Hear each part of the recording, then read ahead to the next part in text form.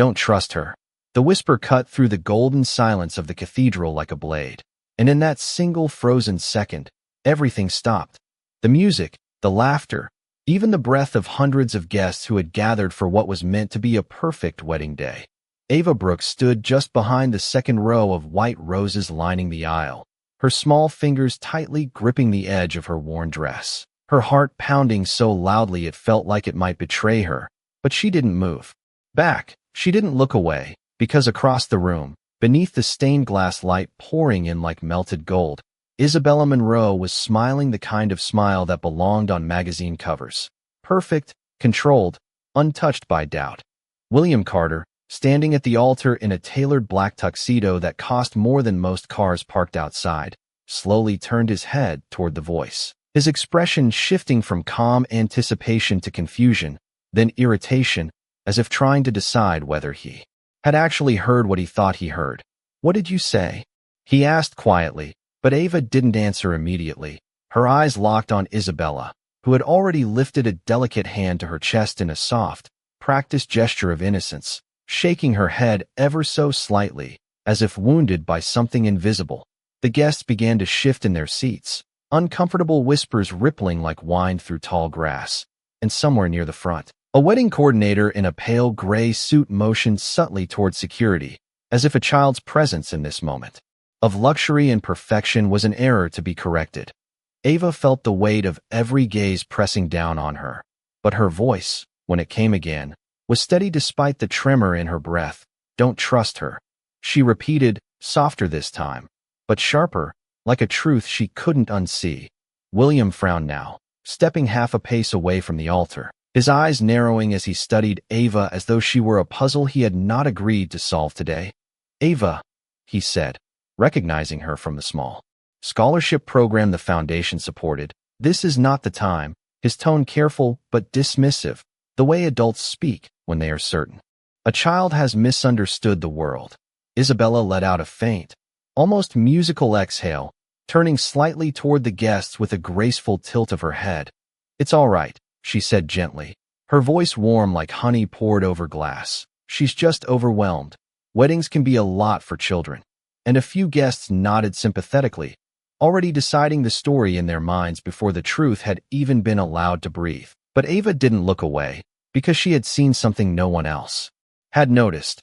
Earlier that morning, in the quiet hallway outside the bridal suite, she had watched Isabella's reflection in a polished mirror as she spoke on the phone in a voice that didn't match her smile, low, urgent, and sharp. And when Isabella realized Ava was there, the call had ended too quickly, too cleanly, like a curtain dropping before the final act.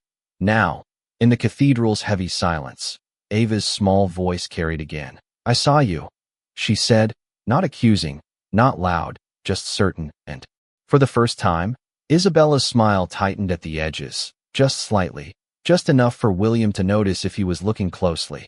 A faint tension spread through his posture, the kind a man feels when something familiar suddenly becomes unfamiliar, and he glanced between them, between the woman he was about to marry and the child who had no reason to lie in a place like this. Outside, beyond the stained glass, a bell tower rang once, deep and slow, marking time as if it already knew. Something irreversible had begun, and inside, Ava Brooks stood alone in the center of a truth no one else was ready to hear, while William Carter, for the first time that day, did not know who to believe. The silence that followed felt heavier than the music that had once filled the cathedral, as if the air itself had thickened around every guest, waiting for someone to decide what reality would become next. William Carter remained still for a moment longer than comfort allowed, his gaze slowly shifting between Ava Brooks and Isabella Monroe, as though trying to align what he saw with what he had believed only minutes earlier. And yet the mismatch between certainty and doubt was beginning to widen inside him in a way he could not ignore.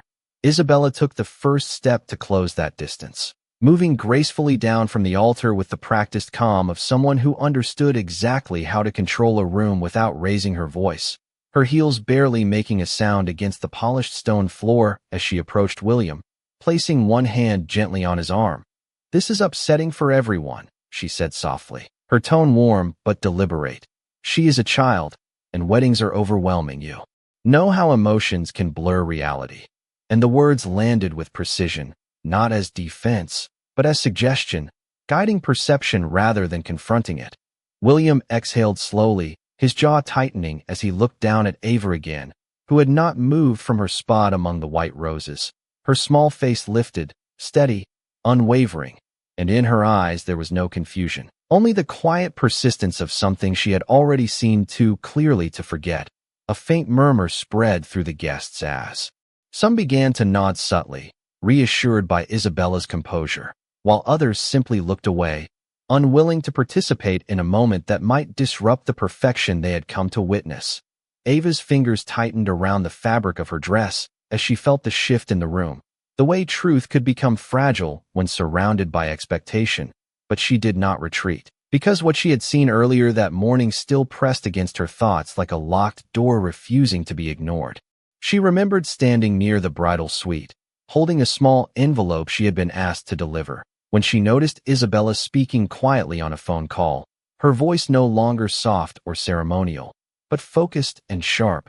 And though Ava could not hear every word, she remembered the change in tone, the urgency, the careful glance toward the hallway, and then the sudden silence when Isabella turned and realized she was there. Now, in the cathedral, Isabella's smile remained intact, but there was a subtle tension beneath it, like a thread pulled too tightly across glass, and William noticed it this time, just barely, the way her hand lingered a fraction too long on his arm before releasing. "William," Isabella said gently, stepping closer so only he could hear. "You cannot seriously be entertaining this. She is nervous, and children imagine things, especially in places like this." And her words were calm, but they carried a quiet pressure, a reminder of how easily a moment could be reshaped if repeated often enough. Ava finally spoke again, her voice small but clear, cutting through the layered reassurance around her. "I was not imagining it," she said, her eyes still locked on Isabella. "I heard you, and I saw you before the ceremony." And for the first time, a flicker crossed Isabella's expression, gone almost instantly, but not unnoticed by William, who felt something inside him shift, not yet certainty, but no longer dismissal. The guests began to settle into two invisible camps, those who leaned toward comfort and those who leaned toward curiosity, and between them stood William, caught in the narrow space where belief had not yet chosen a direction. Isabella let out a soft laugh, controlled and light, but it did not reach her eyes. "Of course you did," she said, turning slightly toward Ava. "You probably saw me preparing. It can look intense from a child's perspective." But even as she spoke, her gaze flicked briefly toward the side doors, where a man in a dark suit stood observing quietly, his presence unnoticed by most, but not entirely irrelevant to the tension building beneath the ceremony's surface. William followed that glance without meaning to, then returned to Ava, noticing now not just her words, but her stillness, the way she did not embellish or plead. She simply stated what she believed to be true, and that difference began to settle uncomfortably in his mind. A soft chime from the organ echoed unintentionally as someone shifted near the front row, and the sound fell out of place, like a reminder that time was still moving even as certainty fractured. William lowered his voice. "Ava, tell me exactly what you saw." And in that moment, the entire cathedral seemed to lean forward slightly, not in judgment, but in anticipation, as if even the room itself understood that what came next would determine whether this day continued as planned or unraveled into something no one had prepared for. William Carter held the silence in the room like it was something fragile that could shatter with a single wrong word, his eyes still fixed on Ava Brooks as she stood among the white floral arrangements, small but unwavering, as if she had stepped into a place far too large for her, but refused to disappear inside it. The cathedral no longer felt like a celebration, but like a suspended breath waiting for release. And when William finally spoke, his voice was lower, more careful. "Tell me exactly what you saw," he repeated, and this time there was no irritation in it, only uncertainty that he could no longer hide. Ava swallowed once, glancing briefly toward Isabella Monroe, who remained perfectly still at the altar's edge, her posture composed, her expression gentle, but her eyes now tracking every movement in the room with subtle precision. as if she were measuring what could still be controlled. Ava's voice came softly, but clearly. "I saw you on the phone before the ceremony," she said. "You were in the hallway near the bridal suite, and you were not speaking the way you speak now." And as she said it, a faint shift moved through the guests, not loud enough to be disruption, but enough to signal attention sharpening. Isabella immediately responded with a soft, almost sympathetic smile, turning slightly toward William. "I was confirming final arrangements," she said smoothly. "Weddings require coordination. There are always last-minute details," and her tone was so calm it almost dissolved the tension before it could fully form. Yet William did not respond immediately, because something in Ava's phrasing had caught in his mind, not as accusation, but as observation. Ava continued, her small hands now clasped tightly. "You looked around before you saw me," she added. "And when you did, you stopped talking right away." And that detail, simple and unpolished, lingered in the space longer than anything else.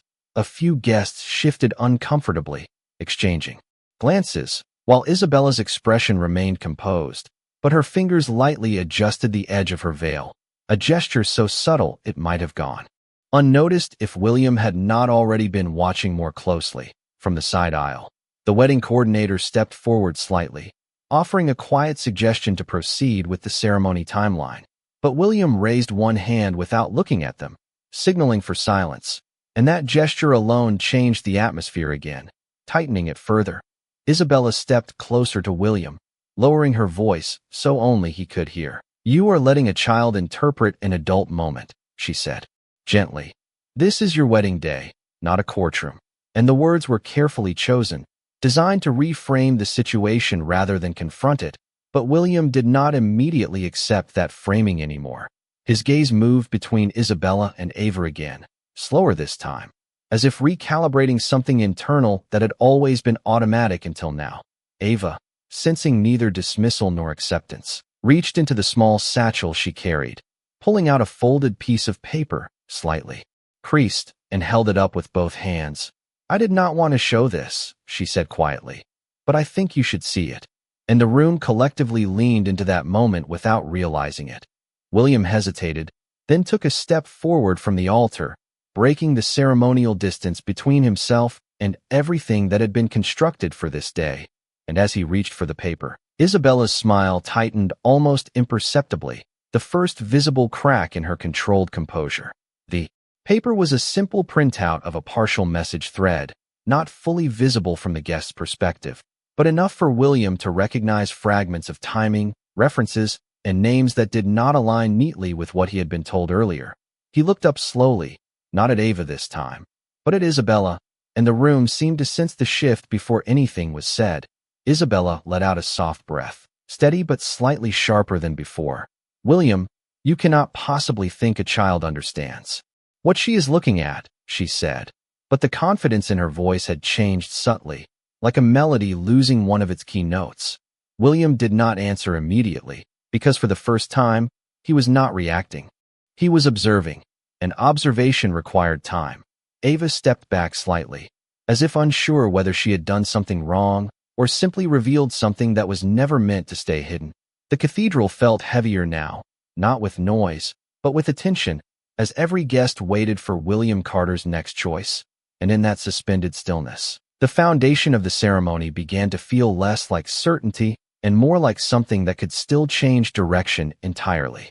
William Carter stood between two versions of reality that no longer aligned cleanly inside his mind, one built on trust and anticipation, the other quietly unraveling under the weight of details he had not noticed until now. The cathedral behind him felt unchanged in structure, yet completely altered in meaning, as if every candle, every floral arrangement, every expectant face in the crowd had become part of a question he had not agreed to answer. Isabella Monroe remained close to his side, her presence still composed, still elegant, but now carrying a subtle tension that only revealed itself in the smallest pauses between her breaths. And when she spoke again, her voice was softer but more deliberate. "William, you are letting uncertainty distort a perfectly explained situation," she said, as though guiding him back to something safe rather than confronting the shift taking place. Ava Brooks remained where she was, small against the vastness of the aisle, but no longer invisible. Because attention had changed its direction and was now anchored to her in a way that could not easily be reversed. William looked down at the paper in his hand once more, scanning it again, not because he doubted what it contained, but because he was trying to understand what it meant in context, and context was the one thing that now felt unstable.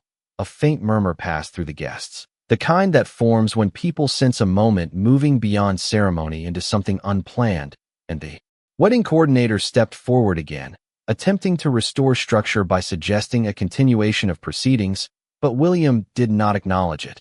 Instead, he finally spoke directly to Isabella, his voice steady, but no longer automatic. "When exactly did you make that call in the hallway?" he asked, and the question alone shifted the air, because it was not emotional, it was precise. Isabella's smile held for a fraction longer than comfort allowed before she answered. "I told you. I was confirming logistical arrangements." But now there was a slight narrowing in her eyes, a calculation forming beneath her composure.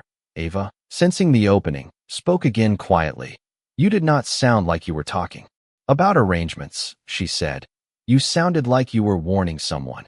And the word warning did not echo loudly, but it landed heavily in the silence that followed. William turned slightly toward Ava, not dismissing her anymore, but listening with increasing attention, and that shift alone altered the balance in the room. Isabella gently stepped closer again, lowering her voice. "William, this is your wedding day, not a moment for interpretations based on fragments," she said, but the phrasing itself now revealed something unintended, because it acknowledged fragments existed at all. William's expression tightened, not in anger, but in focus, and he took a slow breath before responding. "Then help me understand the full picture," he said, and for the first time, there was no deference in his tone, only inquiry. A subtle stillness expanded outward from the altar, as though the entire cathedral had begun to recognize that something irreversible had started to form. Ava looked down briefly, then back up, gathering courage not from certainty, but from responsibility, and she added, "I only told you because I did not want you to be surprised later." And that simple statement carried more weight than any accusation, because it framed her intention as protection rather than disruption. Isabella's fingers tightened slightly around her bouquet, almost imperceptibly, and for the first time her composure showed a thin edge of strain, not visible enough for most guests to name, but visible enough for William to register. He looked at her now with a different kind of attention, not as a groom moving through a ceremony, but as someone reassessing information in real time. The guests were no longer whispering. They were waiting, suspended in a shared uncertainty that had replaced celebration. Isabella attempted once more to reclaim the rhythm of the moment, her voice gentle, almost pleading now beneath its control. "William, please, do not let this escalate beyond what it is," she said. But William did not immediately respond, because the question he was now asking himself was no longer about escalation, but about alignment between what he believed and what he was observing. Ava remained still, her presence quiet but anchored, as if she understood that she had already said what she came to say, and now the outcome belonged elsewhere.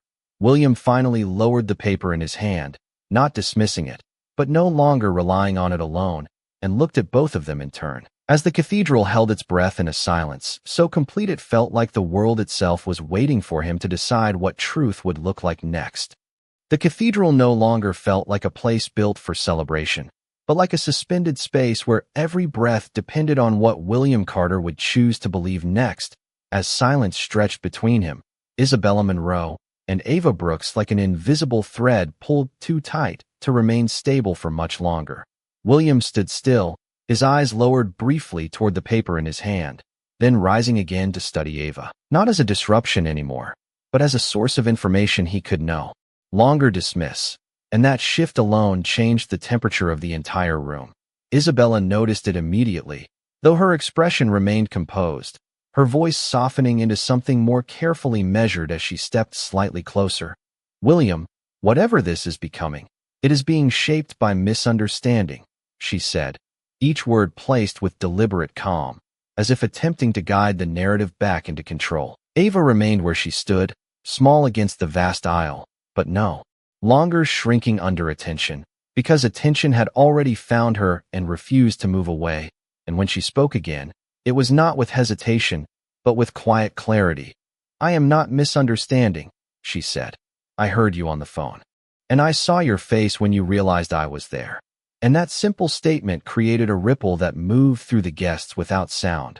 William turned slightly, his attention narrowing now not on emotion but on sequence, trying to reconstruct the order of moments rather than the feelings attached to them.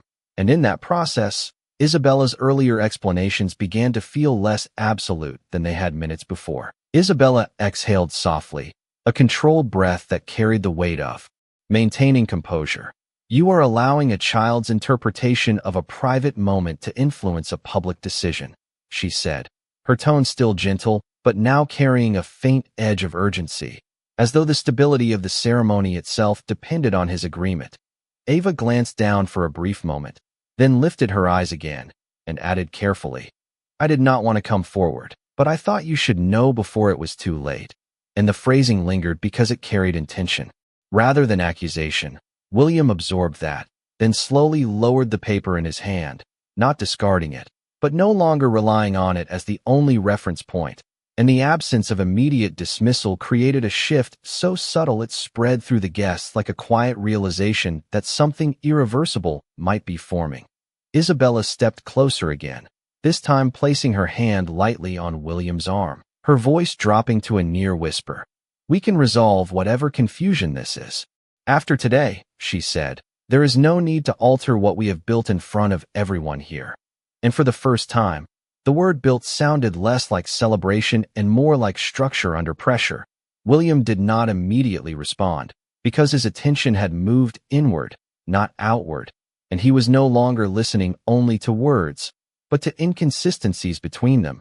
Ava watched him carefully, her small hands now clasped together, not pleading, but waiting, as if she understood that truth did not require repetition once it had been properly seen. A faint movement came from the side of the cathedral as a few guests shifted in their seats, the earlier anticipation now replaced by uncertainty that had no clear direction. Isabella's expression remained flawless, but her fingers adjusted the edge of her veil again, a gesture now slightly more visible, slightly less controlled, and William noticed it, not as a detail in isolation, but as part of a pattern that was no longer aligning smoothly. He finally spoke, his voice calm but firm. "I need a moment where nothing is explained to me. I just need to observe." And that statement changed the entire structure of the moment, because it removed interpretation from others and placed it fully in his own hands. Isabella's eyes flickered for the briefest instant before returning to composure, but the rhythm of control had already begun to loosen. Ava did not move, did not add more words. She simply stood quietly, as if she had already said everything necessary. The cathedral held that fragile stillness, no longer shaped by ceremony or expectation, but by the uncertain space between belief and doubt, as William Carter remained at the center of it, no longer moving forward, no longer stepping back, but watching carefully as the truth he had once assumed began to rearrange itself in ways he could not yet fully name. William Carter remained at the center of the cathedral aisle as if the world had narrowed itself into a single point of decision, where every breath, every glance, every silence carried meaning that could no longer be ignored or delayed. And in that stillness, he finally allowed himself to stop trying to reconcile appearances with instinct. Ava Brooks stood a few steps away, small against the vast architecture of marble and glass, her presence no longer dismissed, no longer softened by assumptions about her age, because what she had said had already begun reshaping the room in ways no one could reverse simply by speaking louder or more politely. Isabella Monroe adjusted her posture beside him, maintaining elegance, but there was now a visible effort behind it, a careful control that required attention where before it had seemed effortless. And when she spoke again, her tone remained gentle but carried a measured insistence. "William, this is becoming unnecessarily complicated," she said. "A child has observed fragments and interpreted them through emotion." But the phrasing itself now felt less like reassurance and more like a boundary being drawn. William did not respond immediately, because he was no longer reacting to statements in isolation. He was observing patterns, and patterns were beginning to conflict.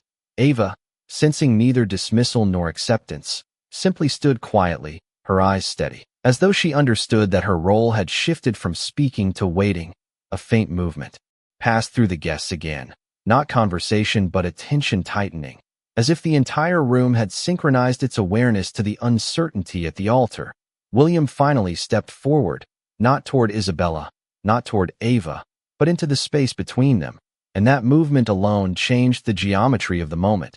He lowered his voice, calm but deliberate.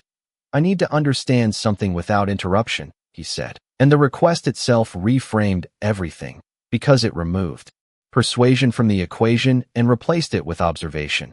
Isabella's expression flickered briefly before she nodded slightly, her composure still intact, but now working harder to maintain its shape. "Of course," she replied, though the word carried a faint restraint beneath it. William turned slightly toward Ava, signaling not rejection but invitation, and said, "Start from the beginning, and do not interpret, only describe." And the room seemed to contract around that instruction. Ava inhaled softly, then spoke with careful clarity. "I was in the hallway near the bridal suite before the ceremony," she began. "I saw Isabella alone, and she was on the phone," and she paused only to ensure she was precise, not emotional. Her voice changed when she realized I was there, and she ended the call immediately. And as she spoke, William's attention sharpened, not toward conclusion, but toward detail. Isabella interjected gently. "I was speaking with a coordinator about timing adjustments," she said, but William raised a hand slightly, not dismissing her, only indicating continuation of Ava's account. Ava continued. "After that, she looked at me for a long moment, and then she smiled, but it did not feel like the smile from earlier." And she hesitated briefly before adding, "It felt like she was deciding something." And that final phrase introduced a subtle shift in the room, because it was not accusation, it was observation of intent. William remained silent for a moment, processing sequence rather than emotion, and in that silence Isabella stepped closer again, her voice lowering. "William, you are allowing coincidence to be assembled into suspicion," she said, but there was now a faint tension beneath her calm, a slight pressure in how carefully she chose each word. Ava looked down briefly, then added one more detail. "There was another person near the side entrance," she said. "He was not part of the ceremony staff." And she stopped there, not elaborating, not expanding, because she understood the importance of restraint. William's gaze shifted instinctively toward the side of the cathedral, where a man in a dark suit stood partially obscured near the archway, still observant. And for the first time William acknowledged internally that he had not registered that presence earlier. Isabella noticed the shift in his attention and immediately spoke again, more firmly now but still controlled. "William, you are being guided toward distraction," she said. "This is your day, not a pursuit of unrelated observations." But the phrase no longer carried the same authority it had minutes before. William exhaled slowly, his eyes returning to Ava, then to Isabella, then to the space between them where certainty had once been simple and now no longer existed in a stable form. The cathedral remained silent, but it was no longer passive silence. It was attentive silence, as if every person present understood that what William decided next would not simply continue or stop a ceremony, but redefine which version of truth would be allowed to stand in front of everyone watching. The cathedral had settled into a strange stillness. Not the stillness of peace, but the stillness that arrives when certainty begins to fracture and no one is yet willing to name the shape of what is forming in its place. And William Carter stood at the center of it all, no longer anchored by assumption or ceremony, but suspended in a careful observation of every detail around him. Ava Brooks remained quiet after speaking, her small frame steady, her eyes no longer pleading or uncertain, but simply attentive, as if she understood that her part was not to convince but to reveal, and the weight of that responsibility gave her stillness a kind of quiet strength. Isabella Monroe shifted her stance subtly beside William, her composure still intact, but now carrying an edge of calculation, as if she were no longer only managing perception but actively anticipating outcomes. And when she spoke again her voice was soft but more structured. "William, You are letting fragments define a conclusion that does not exist, she said, and the phrasing was precise. But it no longer carried the same effortless authority as before. William did not respond immediately. Because his attention was no longer moving between words, it was moving between patterns, and patterns were beginning to misalign in ways he could not ignore. He slowly turned his head toward the side of the cathedral again, where the man in the dark suit remained partially visible near the archway. And this time William did not dismiss him as irrelevant, because Ava's mention of his presence had created a point of focus that now demanded context. Isabella noticed the shift and followed his gaze for a fraction of a second before returning her attention to him. Her voice slightly firmer now. You are being drawn into distractions that have no connection to reality, she said. But the word distraction itself now sounded like an attempt to redirect rather than clarify. Ava, sensing the tension tightening rather than resolving, spoke again quietly. I am not trying to distract anyone, she said. I am only telling what I saw before everything started. And her tone remained calm, without embellishment or insistence, which made it harder to dismiss than any emotional appeal could have been. William exhaled slowly, and for the first time he stopped looking for reassurance in the room and began looking for consistency in the sequence of events described to him. He turned slightly toward Isabella, his voice measured and controlled. Tell me exactly where you were between the moment you left the hallway and the moment you entered this room. And the question itself shifted the atmosphere, because it was no longer about interpretation, it was about continuity. Isabella paused for a fraction longer than expected before responding. I was preparing for the ceremony, speaking with staff, ensuring everything was aligned, she said. But there was now a subtle rigidity in how the words were delivered, as if each one had to be placed carefully to avoid creating unintended connections. William nodded once, not in agreement, but in acknowledgement of the answer, then turned back toward Ava. And you, he said gently. You stayed where you were the entire time. And Ava nodded, confirming without hesitation. The guests remained silent, their attention now fully locked onto the exchange. No longer spectators of a ceremony, but witnesses to an unfolding reassessment of trust. The man in the dark suit near the side archway shifted slightly for the first time, not enough to draw attention from most, but enough for William to register movement where there had been stillness. Isabella's eyes followed William again, and her tone softened deliberately. William, whatever this is becoming, it is not grounded in verified context, she said. But William raised his hand slightly once more, not dismissing her, only pausing her influence over the direction of thought. He looked at Ava again, and then spoke in a lower voice. You are not being asked to prove anything, only to continue describing what you observed. And that instruction changed the weight of the moment, because it removed emotion from expectation. Ava nodded slightly and added one more detail. When I saw her end the call, she looked toward the side entrance before she noticed me, she said, and that detail lingered in the air longer than the rest, because it aligned with William's earlier observation of the man positioned near that same area. Isabella's composure remained, but now it required visible effort to maintain, and William noticed that effort not as proof of anything, but as information contributing to an emerging inconsistency.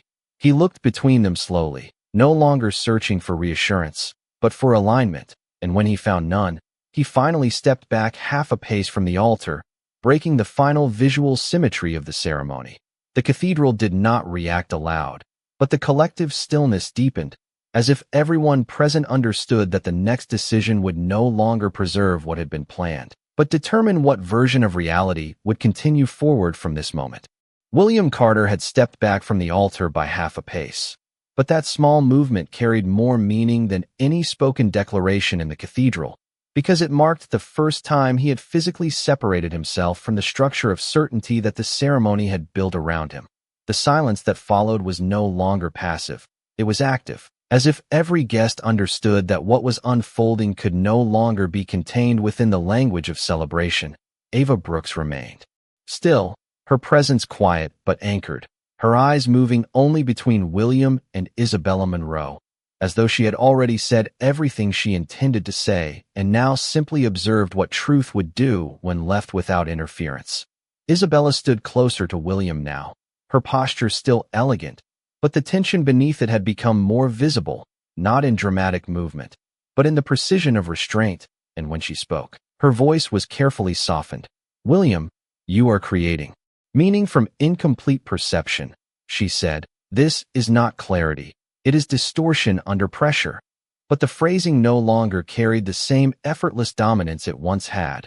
William did not respond immediately, because his attention had shifted fully into analysis, not emotion, and he was now tracking sequence, behavior, and alignment between statements rather than accepting tone as truth. He slowly turned his gaze again toward the side archway where the man in the dark suit remained.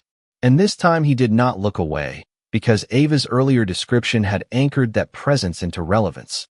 The man shifted slightly again, a minimal movement, but enough to confirm that he was aware of being observed, and that awareness alone changed William's internal calculation. Isabella followed William's gaze and immediately spoke, her tone now slightly more controlled. "That individual is a staff coordinator, nothing more," she said. But the speed of the clarification created more tension than it resolved. Ava spoke quietly again, not interrupting, but continuing her account with careful precision. "I saw him before," she said. "He was not inside the preparation rooms. He was standing where guests do not normally stand." And she stopped there, not expanding, not interpreting, only stating. William absorbed that without interruption, and for the first time he did not evaluate whether something felt right or wrong, but whether the sequence of events could coexist without contradiction. Isabella stepped half a step closer, lowering her voice so only William could hear. "You are allowing external interpretation to override what has already been explained," she said, and though the words remained calm, there was now a subtle urgency beneath them, as if time itself had become a factor. William finally spoke, his voice low and controlled. "I am not overriding anything," he said. "I am trying to reconcile it." And that distinction altered the atmosphere because it placed responsibility not on accusation, but on understanding. Ava watched him carefully, and then added one more detail. "When she ended the call, she did not look surprised to see me," she said. "She looked like she was adjusting to something that changed earlier." And that observation, simple and unembellished, settled into the silence with unexpected weight. Isabella's expression held, but for the first time it was no longer effortless. It required maintenance, and William noticed that maintenance as part of a broader pattern of control under strain. The guests remained frozen in attention, their expectation of a ceremony now replaced with uncertainty about what form this moment would take next. William lowered his eyes briefly, not in defeat, but in focus, as if assembling fragments into a structure that had not yet revealed its final shape. He then looked up again and said quietly, "I want every explanation to remain separate from assumption." And the instruction was not directed at one person, but at the entire space. Isabella paused, then gave a small nod, though her silence afterward carried more tension than agreement. Ava remained still, no longer needing to speak, because the sequence she had described had already entered William's internal reconstruction of events. The man near the side archway shifted again, and this time William registered not only movement, but timing, because it coincided with Isabella's earlier hesitation. A faint shift passed through Isabella's posture, subtle but noticeable to William now that he was actively observing rather than participating. He took another small step back from the altar, not dramatic, but definitive, and that movement signaled a separation from the expected continuation of the ceremony. The cathedral did not react outwardly, but the collective stillness deepened further, as if every person present now understood that the situation was no longer about belief or disbelief, but about whether the truth being constructed in real time would confirm what had been promised or dismantle it entirely. William Carter stood in a silence that no longer felt like anticipation, but like the final breath before a decision that could not be reversed. And in that suspended moment, the entire cathedral seemed to narrow its attention to a single point where truth, perception, and consequence were about to collide. Ava Brooks remained still among the white flowers near the aisle, her small frame unchanged, but her presence now carrying a weight that even the adults around her could no longer ignore. because everything she had described had shifted from isolated detail into a pattern that William could no longer unsee. Isabella Monroe stood beside him, perfectly composed in appearance, yet the subtle strain in her stillness had become visible to William in ways it had not been before, not as emotion, but as control being actively maintained under pressure. The man in the dark suit near the side archway shifted once more, and this time William did not merely observe him, he tracked the timing of that movement against everything Ava had said, and the alignment was no longer something he could dismiss as coincidence. William slowly exhaled, then stepped forward again, not toward the altar, but toward the center space between all participants, and that movement caused the room to tighten in attention as if everyone understood a threshold was being crossed. He raised his hand slightly, not for interruption, but for absolute silence. And when the cathedral settled, he spoke in a calm voice that carried further than before. "I need the truth to exist in one consistent sequence," he said, and then turned his gaze directly toward Isabella. Isabella responded immediately, her voice steady but more deliberate. "William, you are standing in a moment where interpretation is replacing fact," she said, "and that is not a stable foundation for any decision." But William did not respond to the reassurance, because he was no longer evaluating reassurance. Instead, he looked toward Ava and said gently, "Continue. Only with what you directly observed, no assumptions." And Ava nodded once, her voice quiet but precise. "After I saw her on the phone, I stayed near the hallway," she said, "and I saw the man near the side entrance look toward her before she entered the room. And she stopped there, not expanding, because she understood that detail alone was enough to complete a missing connection." William turned his head slowly toward the side archway again, and the man in the dark suit now met his gaze for the first time, not moving further, not retreating, simply acknowledging awareness. Isabella immediately stepped closer to William, lowering her voice. "That individual is not involved in anything you are imagining," she said, and for the first time her tone carried a slight urgency beneath its composure. "You are building connections where none exist." But William did not immediately accept or reject the statement, because he was no longer operating within assumption. Instead, he reached into the inner pocket of his jacket and withdrew his phone, and the simple act of doing so changed the entire emotional temperature of the room. Guests shifted subtly, sensing that the moment had moved beyond conversation into verification. Isabella's expression tightened almost imperceptibly, though she maintained control of her posture. Ava remained still, watching without expression, as if she understood that what came next would determine whether her silence had been enough. William unlocked the phone and glanced at a message thread that had arrived earlier but not been fully processed in his attention, and as he read, the consistency he had been trying to build either held or collapsed. Depending on what he saw, his eyes narrowed slightly, not in anger, but in recognition, and after a long pause he looked up toward Isabella. The cathedral seemed to contract further as William spoke, his voice steady but no longer uncertain. "There is a discrepancy between what was told to me and what is documented here," he said, and he turned the screen slightly, so only Isabella could see. Isabella's eyes moved quickly across the display, and for the first time her composure showed a visible fracture, not dramatic but immediate, a tightening that suggested recognition rather than confusion. Ava did not move, but her attention sharpened, because she understood that alignment had shifted. William lowered the phone slightly and continued, "This is not interpretation, this is sequence."